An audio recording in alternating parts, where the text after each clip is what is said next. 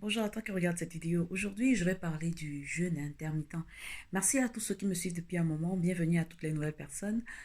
Aujourd'hui, le sujet que je veux partager, c'est le jeûne intermittent parce que j'ai beaucoup de clients lorsque nous commençons à nous entretenir en général qui ont plus ou moins déjà eu à faire un jeûne intermittent. Tout d'abord, ce que je veux préciser, c'est que d'une manière ou d'une autre, tout le monde fait un jeûne intermittent. Parce que le simple fait de manger à une certaine heure, de dormir toute la nuit et de se réveiller le matin, prendre son petit déjeuner, nous avons fait un jeûne. Alors, la différence ici réside au niveau de la longueur du jeûne. Pendant que certains font un jeûne de 8 heures, d'autres font un jeûne de 10 heures, 12 heures, 14 heures, voire 16 heures. Mais tout le monde, en principe, fait un jeûne, à moins que tu ne sois une personne qui mange pendant le sommeil. Mais d'une manière ou d'une autre, tu fais un jeûne.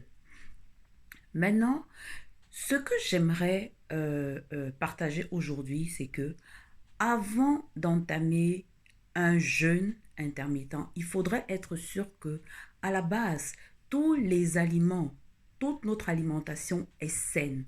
Parce que le but en général, c'est par moment de perdre du poids, mais de perdre du poids de la bonne manière, sans se rendre malade. Parce que lorsqu'on décide d'entamer une vie saine, c'est pour améliorer son bien-être, c'est pour améliorer sa santé. Alors, faire un jeûne intermittent sans tenir compte de certains paramètres ne peut que nous conduire à rendre malade parce que si notre organisme, si pendant que nous faisons notre jeûne intermittent, nous avons des carences, au lieu d'avoir le bienfait du jeûne intermittent, ce que nous allons avoir comme résultat, c'est plutôt nous rendre malades. Donc, je tiens à attirer l'attention sur ce fait.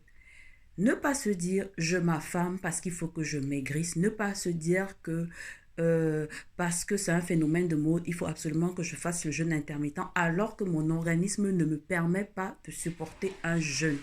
Le jeûne n'est pas censé être une corvée.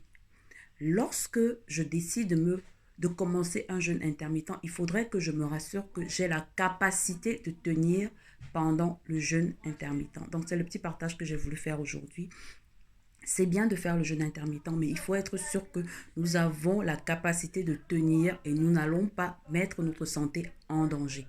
Donc, bonne journée à tout le monde et à très bientôt dans une prochaine vidéo. Bisous, bye bye, je vous aime.